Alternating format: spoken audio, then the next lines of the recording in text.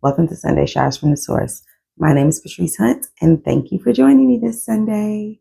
For a few weeks now, God has been kind of like rolling around in the back of my mind the juxtaposition of like living for eternity and living with an eternal mindset and things like that. And so I've kind of just been like mulling it over, and I just kind of like text myself. I do that often. Like when something comes to mind and I want to make sure I remember it, I'll text myself and text my other phone, so I'll have it. What God has placed on my mind, and so I have been doing that for a couple of weeks, and so God finally was like, okay, now this is the week that I want you to talk about it. So that's what we're talking about today: having an eternal mindset.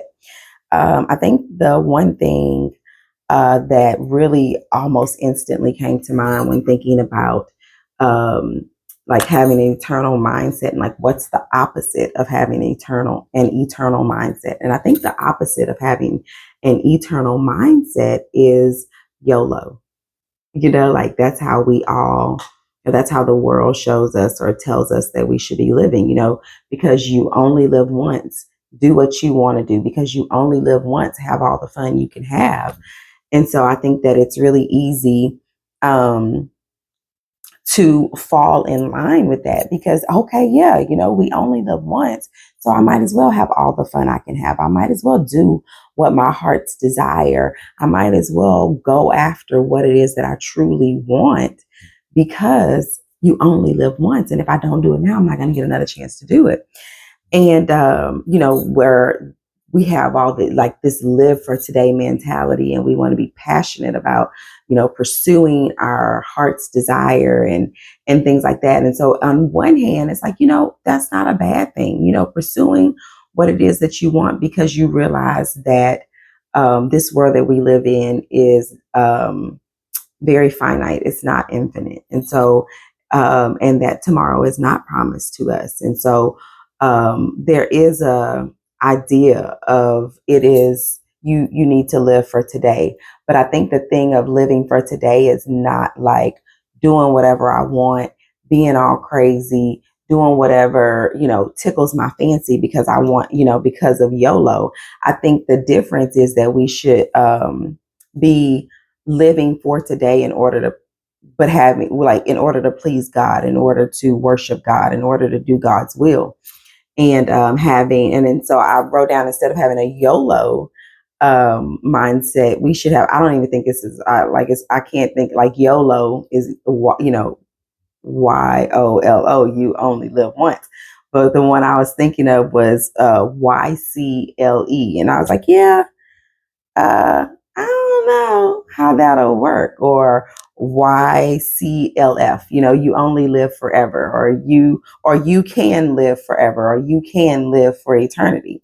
And so, but with those things in mind, knowing that we can live for eternity, then that should make a change in us. That should show us, that should strike something within our hearts to realize that we shouldn't just be seeing our lives and making our choices and doing all these things with just a right now earthly mindset. And so, as Christians, we are called to live a life with eternity in mind. We should shift from the fleeting to the forever, because anything that we gain here, anything that we attain here is all fleeting. It is going to decay, die out, disappear, whatever. Like nothing that you gain earthly that you can hold in your hand, tangible, is going to last. Only what you do for Christ will last. And so with that in mind, we have to realize that as Christians, we are called, like I said before, to live our lives with an eternal mindset. And so as we live with eternity in mind, with this eternal mindset, like I said, that is going to dictate how we live our lives, the decisions we make, the places we go, it's going to really ultimately affect our entire life and how we do life in general. Because when we realize that when we start to live a life with an eternal mindset, then we now realize that it is more important to live a life that's pleasing to God than it is to live a life that's pleasing to ourselves. Now, instead of focusing on what will make us happy in the right here and right now, we focus on what will be better ultimately, and what puts us in line with God's ultimate goal and plans for our lives, because we know that no, I don't only live once. I can live for eternity. And so, with the option to live for eternity, I can't just, I saw this thing on Instagram, I don't know, yesterday, day before yesterday, and it was this guy, and he was playing himself and Jesus. And so he's, apparently, like in this skit he was putting on, he had gotten to the pearly gates, and somebody was like, "Oh, depart from me." From So he got to the gates, and God said, "Depart from me, because I know you not." And so he wanted to see Jesus, and so he was sitting down across the table from Jesus, and he was like, "Man, I don't know what's going on. I don't know why." He said, "Depart from me, because we good. I accepted you when I was 6 years old, and I was baptized when I was 6 years old, and now I'm here." And it was Jesus on the other side of the table, and he was like, "Well, this folder tells something different. In this folder, it's giving me a picture of what your life was really like." And so he was like, "What you mean?" He's like, "Any sins, you talking about them sins that I committed, that stuff that I did, that don't really matter. That's the problem. That's the problem. You paid all of that for me. You forgave me for all of that. All my sins are clean and washed away because of you. So anything in that folder don't matter, because you've already done away with all my sins." And he was like, "That's the thing. There's nothing in this folder." And he's like, "What?" He's like, "Yeah, what should be in this folder are the actions and the deeds and the choices that you made to demonstrate your relationship with me." And he was like, "It's nothing in here." He was like, "Yeah, you were baptized at 6 years old, but you never lived a life that demonstrated that you truly meant that outward expression," which that's what baptism is, an outward expression of an inward decision. So if you're sitting there, and he's sitting there across from Jesus, trying to tell him, "But I accepted you, and I want," and Jesus was like, "Yeah, you accepted me, but you never had a relationship with me. And so in order to have a relationship with me, that's how you get here, to truly know me. You can't just say it with words. It's got to be with actions and deeds." And so having an eternal mindset is what fills up the pages. And using that skit as an example is what fills up the pages of that folder. Having an eternal mindset is you moving and acting and demonstrating and making choices in such a way that you have a relationship with God, just not just a knowledge of him. There are so many people who intellectually believe that Jesus was a person who existed in history. There are people all over this world who are atheists, Jews, um, Palestinian, Muslim, whatever you want to say.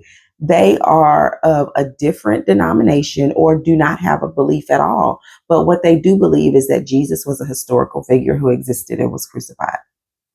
So believing that he exists is not what gets you into heaven. Believing that he exists is not this get out of jail free card that we think it is, that we can think it is. But you have to actually have a relationship with him. You have to believe in the death, burial, and the resurrection. You have to believe that he died for the forgiveness of your sins and that he is now sitting on the right hand side of the Father, and you have to pursue a relationship with him.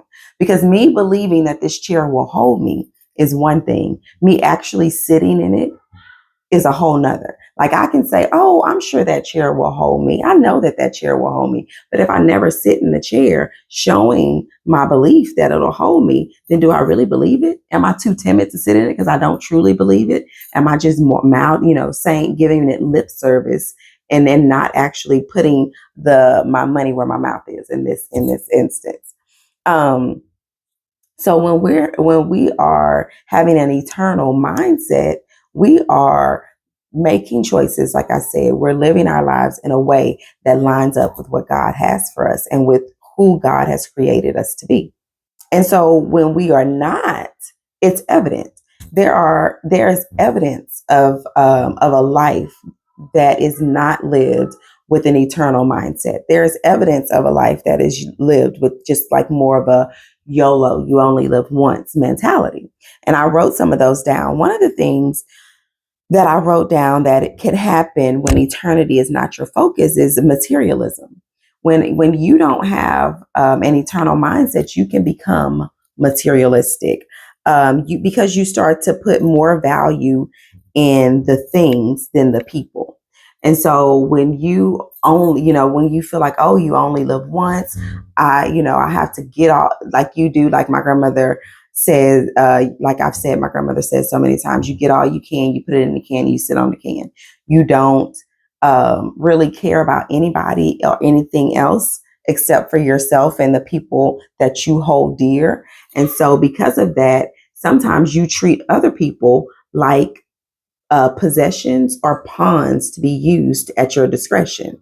And so you become materialistic, trying to gain everything that you can with the under the guise of thinking that you can be happy if you buy this house. You can be happy if you can buy this car. You can be happy if you have all the designer clothes and the designer bags and the designer shoes, and all of these name brand things, or just going all these different places and doing all these different things, and trying to experience all that you can experience here, because that will show you that, because that's where you'll truly be happy. The next thing that can happen when eternity is not your focus is injustice. And I wrote that down because, like I said, you just a second ago, where you can become materialistic because you focus on just the only thing that matters is you and the people that are important to you. With injustice, that kind of happens. That is also an example of it, because if it doesn't affect you, then it doesn't matter. Like you kind of get that kind of mindset. Like if it's not affecting me personally, then it's not a big deal, or it's not important. And so what happens when injustice is when somebody else is hurt, when somebody else is being mistreated, when I see somebody else being discriminated against or being hated on or being bullied or abused or anything like that, it doesn't strike a chord with me. It doesn't bring out some righteous anger or righteous indignation within me, because it don't have nothing to do with me. That ain't happened to me. So because it's not affecting me, it's not important. And so we allow injustice to be perpetuated on a daily basis around us with no real effect on us, and on our sensitivity, on our emotions, on our mind. We just think, oh, well, that's just the way it is. They figured it out. If it was happening to me, I'd figure it out, with no real need, without seeing a real need of helping somebody else or lending a helping hand or doing for somebody else. The last thing that I want to talk about, is kind of like the same thing. Like it kind of what led into materialism, and it leads into injustice, and that's self-centeredness. It's all about me, me, me, me, me. I am the center of everybody's world and all things. I am the sun, and everything revolves around me. It's this whole movement with main character energy. And I mean, I think you should be a good supporting cast in your life. I think that Jesus should be the head of your life, the main character. And I think the Holy Trinity should be the main characters in your life. But I also don't think that you should diminish yourself in order, in a negative way, like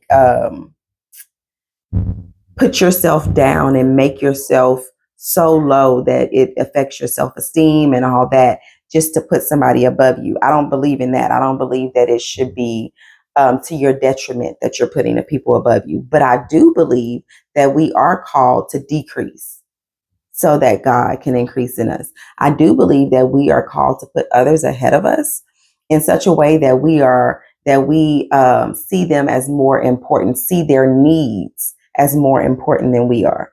And so when we are not self-centered and when we see people's needs as more important than ours, then we will not be able to stand for injustice.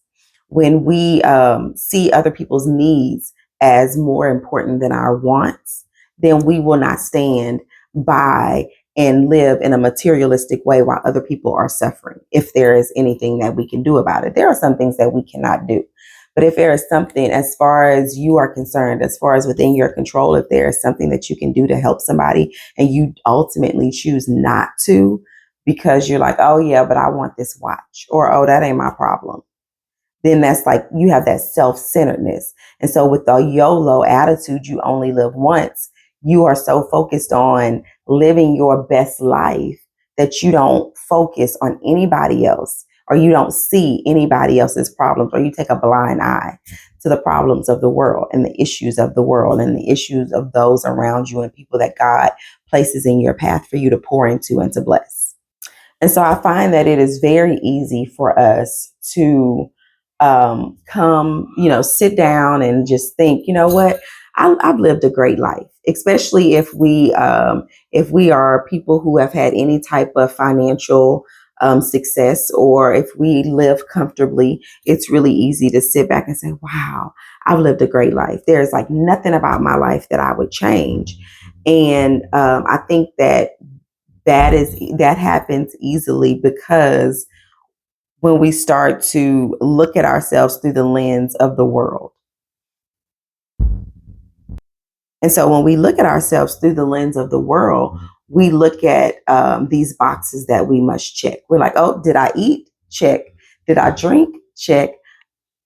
Was I married? Check. Oh, well, then I'm good.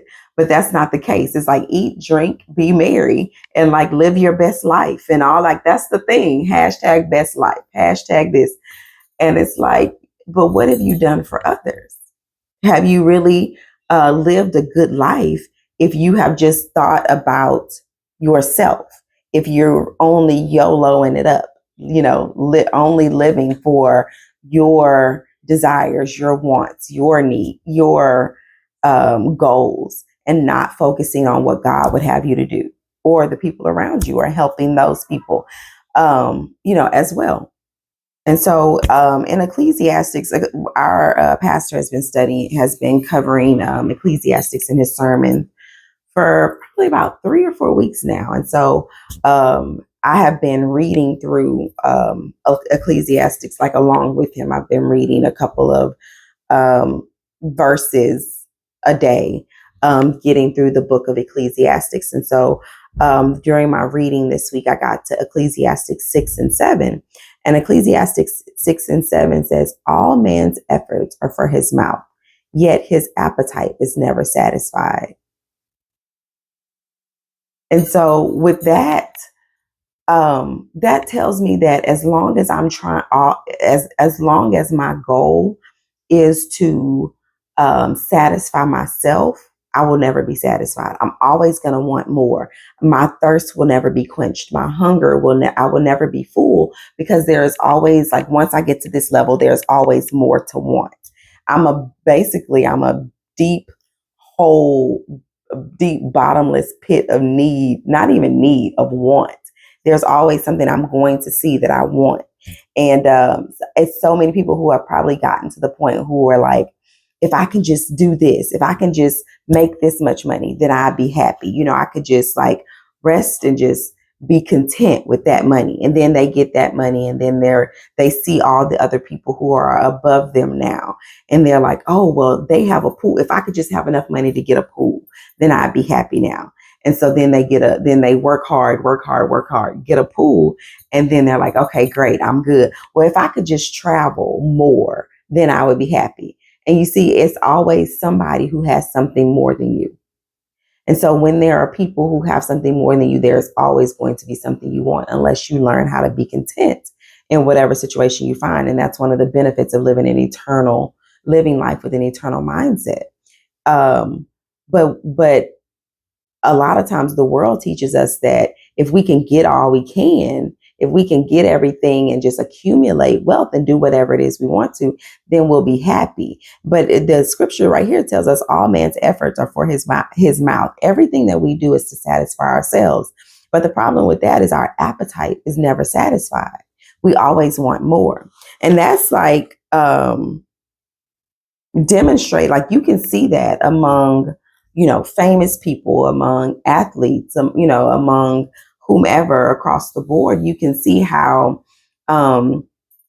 someone who seems wealthy and like that, like, you're like, man, I'm struggling. And this person has all this money in this world and they are having issues with anxiety. They are dealing with drug or alcohol abuse. They are have contemplated or successfully attempted to unalive themselves and things like that. And it's like, how are they doing this? Like, why are they unhappy? Like, how can your life be so bad? You have all this money, you have all this accolades, you're famous, you're a celebrity, you have this talent or whatever the case may be, but how are you not happy?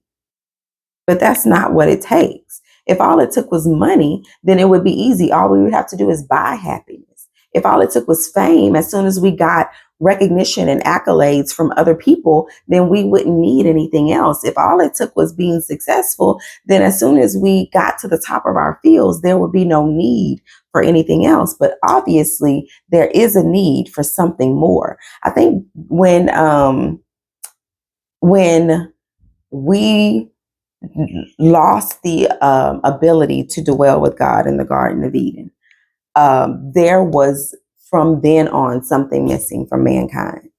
And the thing about it is, instead of searching for it where it was originally, like, what is that one thing missing? The presence of God, God dwelling within us and with us.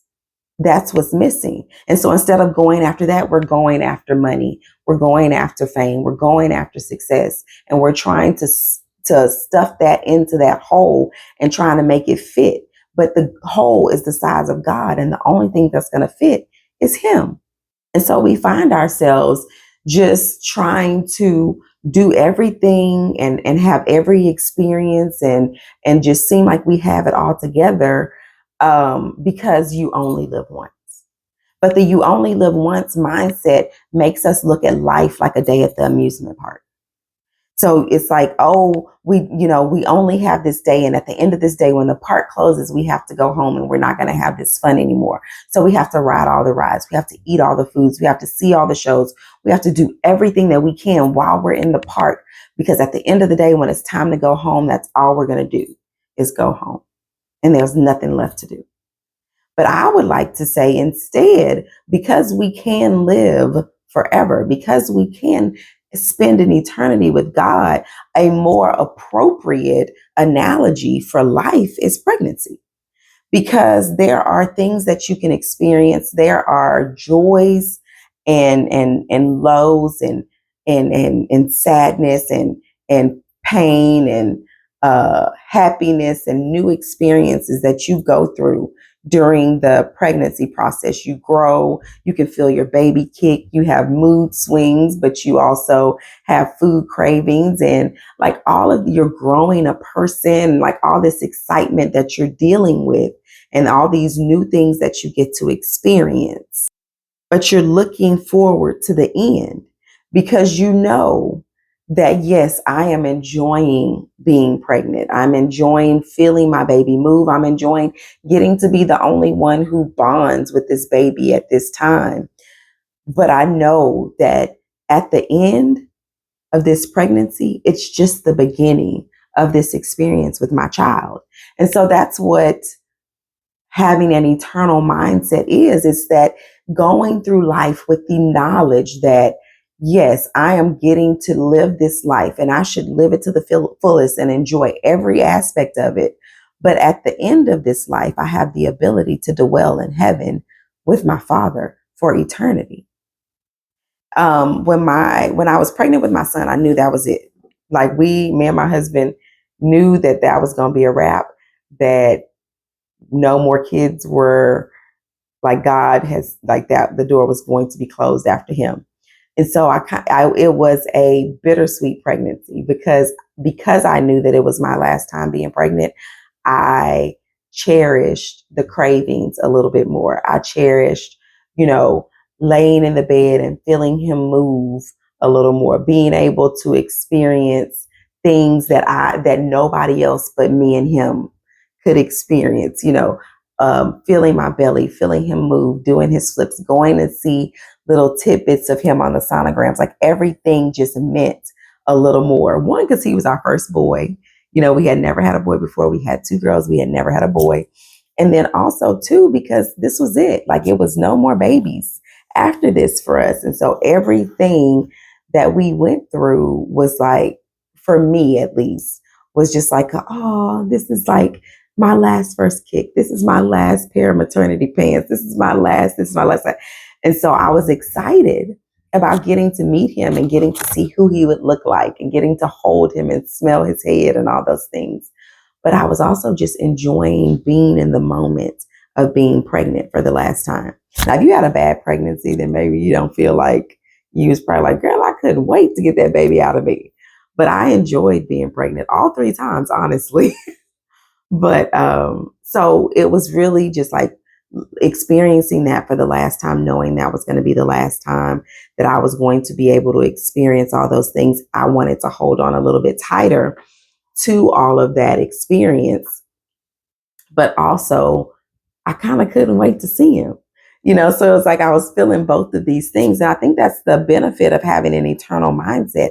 Like you can enjoy your life. You can be like, oh, I want to see the Eiffel Tower, or I want to go and eat food in Greece, or I want to see the ruins in Rome, or whatever the case may be. You can want to do all of those things and want to experience the things on this earth while still anticipating being able to spend eternity with God, knowing that this is not an amusement park that when it's time to go home, that's just it. It's the end of the fun. It's the end of the enjoyment. And I got to do all I can before it's time to go. It's not like that. It's really like I said about being pregnant, like I was eating what I was supposed to eat because I was, I had my cravings. I loved sour candy, but I would make sure I would eat like fruits and vegetables too, because I wanted to make sure that the end of me being pregnant set my son off on a good beginning to his life on being born. And so I think that when we have an eternal mindset, it's doing that. It's setting ourselves up. It's doing the things that we need to do so that we can get to eternity.